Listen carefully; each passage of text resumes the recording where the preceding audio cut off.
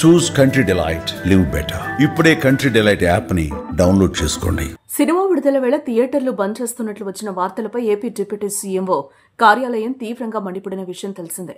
ఓ నలుగురు నిర్మాతలు పవన్ సినిమాను అడ్డుకునే ప్రయత్నం చేస్తున్నారని వార్తలు విస్తృతమయ్యాయి. అయితే ఆ నలుగురు ఎవరు, ఎందుకు పదే పదే పవన్ సినిమాల్ని ఇబ్బంది పెడుతున్నారనే విషయంపై సమగ్ర విచారణ చేయాలని అధికారులను ఏపీ సినిమాటోగ్రఫీ మినిస్టర్ కందుల దుర్గేష్ ఆదేశించారు. అయితే పవన్ సినిమాకు అడ్డు తగిలే వారిలో అల్లు అరవింద్ కూడా ఉన్నట్లుగా వార్తలొచ్చాయి. తాజాగా దీనిపై అల్లు అరవింద్ స్పందించారు. ఈ మేరకు ఆదివారం గీతా ఆర్ట్స్ ఆఫీస్లో మీడియాతో మాట్లాడారు. ఆ నలుగురు అని వార్తలు వస్తున్నాయి. ఆ నలుగురికి నాకు సంబంధం లేదు. అసలు ఆ నలుగురిలో నేను లేను. వారితో అన్ని సంబంధాలు ఎప్పుడో తెంచుకున్నాను.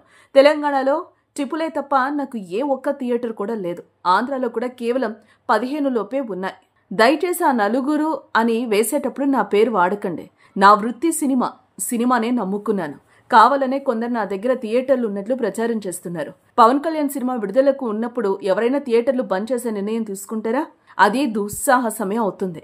ఆ సాహసం కూడా ఎవరు చేయకూడదు. ఇండస్ట్రీకి ఏ సమస్య వచ్చినా పవన్ తీర్చుతున్నాడు.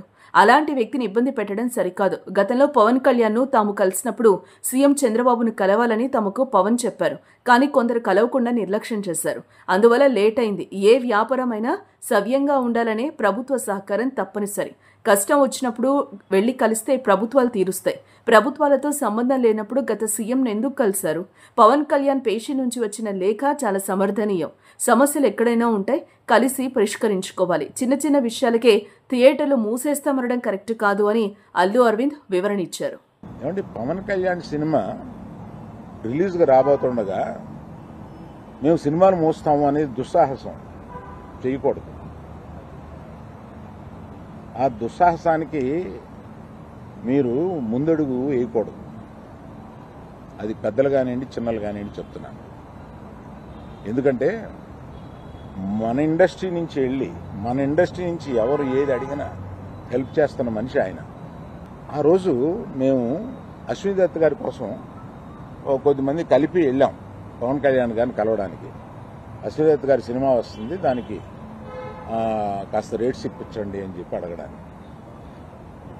అప్పుడు ఆయన హింట్ చేశారు, చంద్రబాబు నాయుడు గారిని కలిశారా, మీరు ఛాంబర్ తరఫున వచ్చి కలవండి. ఆ తర్వాత